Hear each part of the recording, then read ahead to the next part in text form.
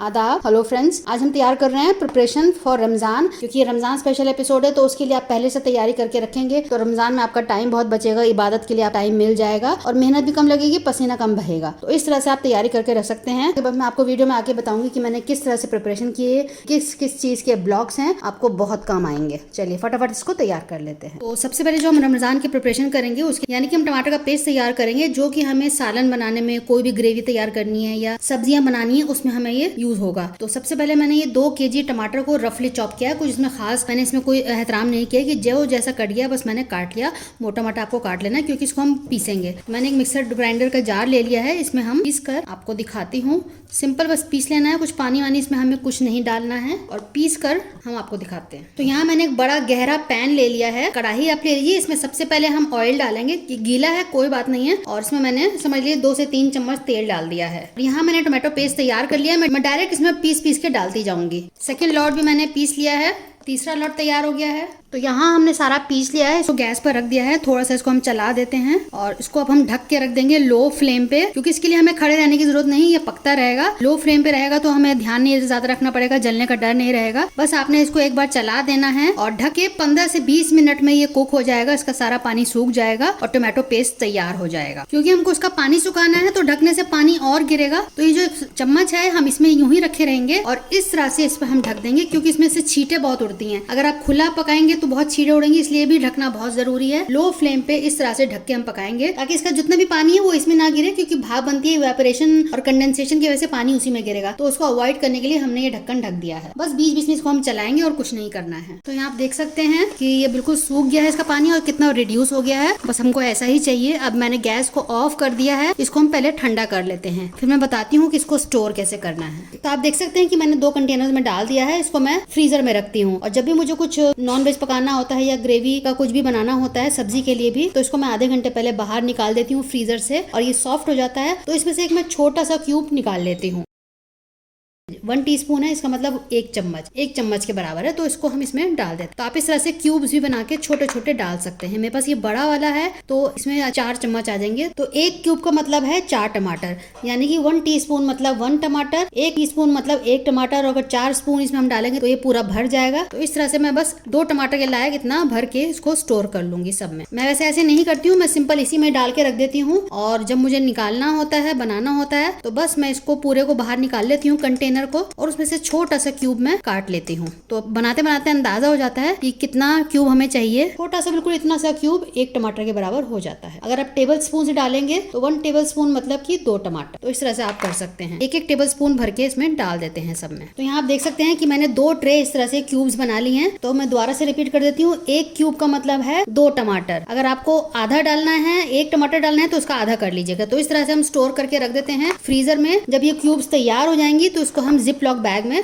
करके रख देंगे। तो 2 तरीके से आप रख सकते हैं, या तो इस तरह से क्यूब्स बना लें या फिर इस तरह से एक डब्बे में भर के रख दें और इसको बाहर निकाल लें आधा घंटा पहले कुकिंग से पहले। और आप इसको छुरी से काट लेंगे तो छोटा सा क्यूब आराम से निकल जाता है, क्योंकि बाहर निकालने पे आधे घंटे में ये सॉफ्ट हो जाता है, आराम से इसमें से निकल आता है। और यहाँ आप देख सकते हैं कि हमारे सिम्बा साहब यहाँ बैठ के हमको सुपरवाइज कर रहे हैं कि मैं किस तरह से काम कर रही हूँ। ये यहीं बैठे रहते हैं जब भी मैं किचन में काम करती हूँ। इनको लगता है कि मैं इनके लिए कुछ तैयार कर रही हूँ। देखिए सूंघ रहे हैं, थोड़ा मैंने पास किया ना तो उनको लग रहा है कुछ हो रहा है। सिम्बा कम सिम्बा आ जाओ सिम्बा।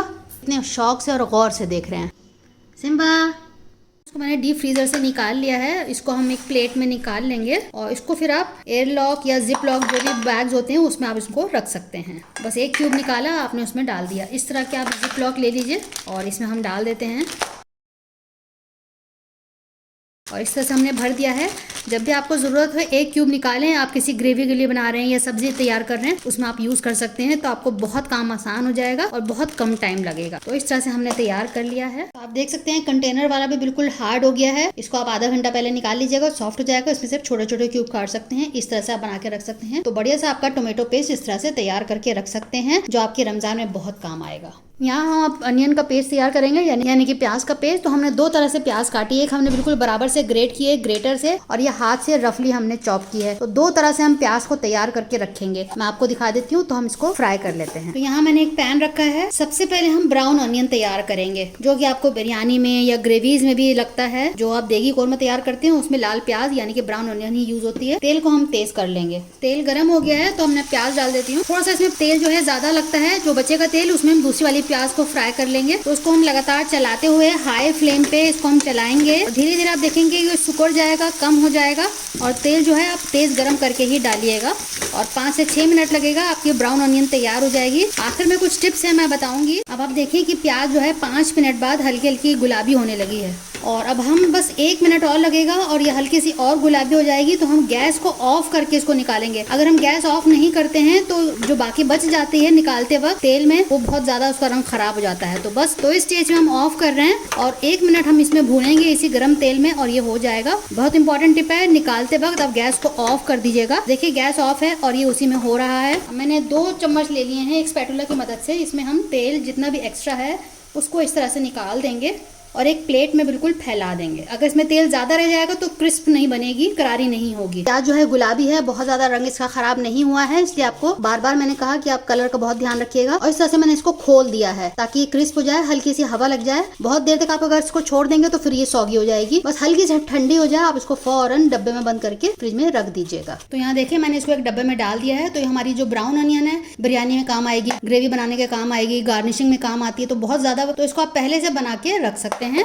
और इसको अब हम बंद करके फ्रिज में रख देंगे। तो हमने तेल कम कर दिया है और ये प्याज डाल देते हैं। इसको काटने में आप टाइम वेस्ट मत करिएगा, सिंपल हमने रफ काटा है और इसको अब चला देते हैं। इसमें ज्यादा तेल की बिल्कुल भी जरूरत नहीं है। तो हमने सेम पैन यूज किया है, सेम ऑयल यूज किया है। इससे क्या होगा कि बर्तन भी ज्यादा खर्च नहीं होंगे, हमारा काम भी आसान हो जाएगा और प्रिपरेशन भी पहले से रमजान की हो जाएगी हमारी। इसमें ज्यादा टाइम नहीं लगेगा। इसको हम बताएंगे कि आगे क्या करना है। 3 से 4 मिनट में मैं आपको दिखाती हूँ। तो यहाँ देख सकते हैं 4-5 मिनट हुए हैं और ये प्याज भी हल्की गुलाबी हो गई। इसको हमें लाल नहीं करना है, ब्राउन नहीं करना है, ट्रांसलूसेंट करना है हमें। तो बस अब हम गैस को ऑफ कर रहे हैं। इसका जो पानी था हमको वो सुखाना था और हल्का सा तेल में बस भूनना था। तो वो पानी सूख चुका है और ये श्रिंक कर गया है, ट्रांसलूसेंट हो गया है। अपना आप ही ये पिस जाएगा बिना पानी डाले। अगर आपको जरूरत लगे तो 1-2 चम्मच आप पानी डाल लीजिएगा। वैसे मैं इसको बिना पानी डाले ही, इसको हमने सेम प्लेट में ही निकाल लेते हैं। तो थोड़ा सा इसको हम फैला देते हैं और ठंडा कर लेंगे और फिर हम आपको पीस कर इसको दिखाते हैं कि इसको स्टोर कैसे करना है। जब तक प्याज ठंडी हो रही है तब तक हम चटनी तैयार कर लेते हैं। तो हरा धनिया और पुदीना मैंने धो लिया है। पुदीना और हरा धनिया की डंडी के साथ मैं इस्तेमाल कर रही हूँ। 4 हरी मिर्च ली है और लहसुन के 8-10 मोटे वाले जवे लिए हैं। इनको मैंने हल्का सा थोड़े से तेल में इसको भून लिया है। हम डाल देते हैं। मैं इसमें पिंक हिमालयन सॉल्ट डाल रही हूँ, आप नॉर्मल सॉल्ट भी डाल सकते हैं। थोड़ा सा हम सरसों का तेल डालेंगे, ये प्रिजर्वेटिव का काम करेगा और इससे टेस्ट भी बहुत अच्छा होगा। वैसे बिल्कुल ऑप्शनल है, आप चाहें तो छोड़ सकते हैं। यहाँ मैंने कच्चा आम लिया है, अगर आपको मिल जाए तो ठीक, अदरवाइज आप अमचूर जिसको हम खटाई बोलते हैं आप वो डाल सकते। थोड़ा सा पानी डाल के इसको हम पीस लेते हैं। यहाँ हमारी चटनी पीस चुकी है। सेम हम इस तरह से इसके क्यूब्स तैयार कर लेंगे। 1-1 चम्मच हम डालेंगे। तो यहाँ हमने इसको चटनी से फिल कर दिया है। फ्रीजर में रखने के बाद इसको हम निकाल लेंगे और सेम इसी तरह से एक इस तरह की पन्नी में या जिप लॉक में आप इसको रख सकते हैं। तो इस तरह से आपकी चटनी तैयार हो जाएगी। जब भी आपको चटनी बनाना हो तो उसको बाहर निकालें, 1 क्यूब निकालें बस। जब ये थोड़ा सा पिघल जाए, सॉफ्ट हो जाए, तो उसमें आप दही डाल के अपनी चटनी तैयार कर सकते हैं। दही डालें या पानी डालें, वो बिल्कुल ऑप्शनल है, जो आप जिस तरह की आप करना चाहें कर सकते हैं। तो इस तरह से हमारे चटनी के क्यूब्स भी तैयार हो जाएंगे। यहाँ प्याज भी ठंडी हो चुकी है, इसको हम पीस लेते हैं। तो इसको हम बिना पानी डाले पीस लेते हैं। तो हाँ, यहाँ हमारा अनियन पेस्ट यानी कि प्याज का पेस्ट तैयार हो चुका है। तो यहाँ सेम उसी तरीके से हम सारे जो ब्लॉक्स हैं बना लेंगे प्याज के। पूरा मत फिल करिएगा, नीचे नीचे तक, जहाँ तक ये है ना वहीं तक आपको डालना है। तो इसी तरह से हम फ्रीजर में रख के इसके क्यूब तैयार कर लेंगे या फिर आप किसी एक कंटेनर में पूरे पेस्ट को डाल सकते हैं। इस तरह से थोड़ा सा टैप टैप कर दीजिए और ये लेवल में हो जाएगा। तो ये हमारा तैयार हो चुका है। इसको अब हम बंद करके फ्रीजर में रख देते हैं और फिर हम आपको दिखाते हैं 8 घंटे बाद। तो आप यहाँ देख सकते हैं कि प्याज के जो है अनियन ब्लॉक्स तैयार हो चुके हैं, चटनी के ब्लॉक्स तैयार हो चुके हैं। अब इनको हम एक प्लेट में निकाल लेंगे और सेम उसी तरीके से हम एक जिप लॉक बैग में रख देंगे।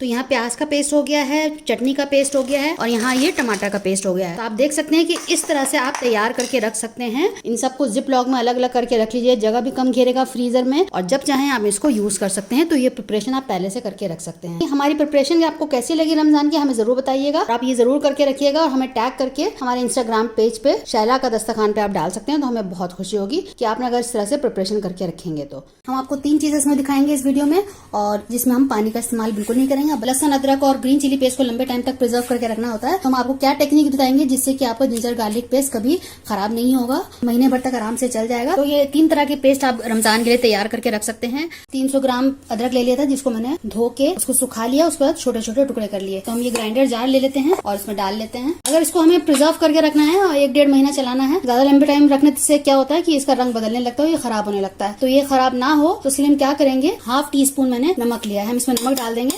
तो अब याद रखिएगा जब आप कोई भी डिश बनाए तो नमक कम डालिएगा। नमक जो है प्रिजर्वेटिव का काम करता है और जो तेल है वो भी प्रिजर्वेटिव का काम करता है। विनेगर, हल्दी, ये सब प्रिजर्वेटिव के काम करते हैं। तो हम विनेगर नहीं डालेंगे, उससे क्या होगा किसी और डिश में हम डालेंगे तो उसका टेस्ट चेंज हो सकता है। हल्दी भी किसी किसी चीज में जरूरत नहीं होती है, तो हल्दी भी इसलिए हम नहीं डाल रहे हैं। तो इसलिए हमने नमक डाला है। नमक तो ज्यादातर चीजों में बनता ही है, डलता ही है, तो नमक हमने डाला है। तेल हम 1 टेबल स्पून डाल देते हैं और बिना पानी डाले इसको हम ग्राइंड करेंगे। फिलहाल मैं 1 चम्मच डाल रही हूँ और इसको पीस लेते हैं। पानी का हम बिल्कुल भी इस्तेमाल नहीं करेंगे। तो इस तरह से हो रहा है। मैं इसमें थोड़ा तेल कम लग रहा है तो इसमें 1 टेबल स्पून में और डाल देती हूँ। अब इसको हम दोबारा से ग्राइंड कर लेते हैं।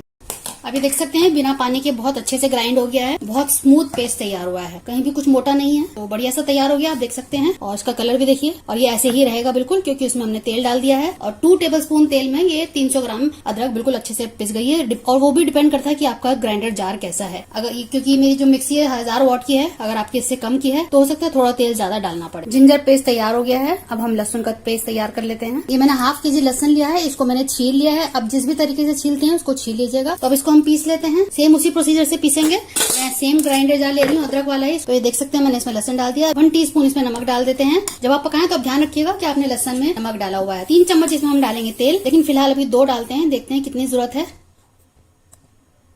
और इसको भी सेम उसी प्रोसीजर से ग्राइंड कर लेंगे, पानी बिल्कुल भी नहीं इसमें यूज करेंगे हम। अभी देख सकते हैं मैंने 2 टेबल स्पून डाला था और अच्छा खासा पिस गया है, लेकिन अभी भी थोड़े थोड़े मोटे मोटे रह गए हैं। तो मैं 1 टेबल स्पून दोबारा से और डालती हूँ। 3 टेबल स्पून हो गया इसमें। लहसुन का पेस्ट भी तैयार हो गया। आप देख सकते हैं कितना बारीक हुआ है, कलर देखिए कितना सफेद है, और ये ऐसे ही रहेगा। आप इसको पूरे रमजान भर के लिए इसी तरह से पीस के इस्तेमाल कर सकते हैं। और उसको भी हम बोतल में निकाल लेते हैं। तो ये गार्लिक पेस्ट भी तैयार हो गया। आप देख सकते हैं कितना कंसंट्रेटेड बना है, बिना पानी के बनाया है और बहुत टाइम तक ये प्रिजर्व रहेगा। तो गार्लिक पेस्ट हमारा बिल्कुल तैयार है।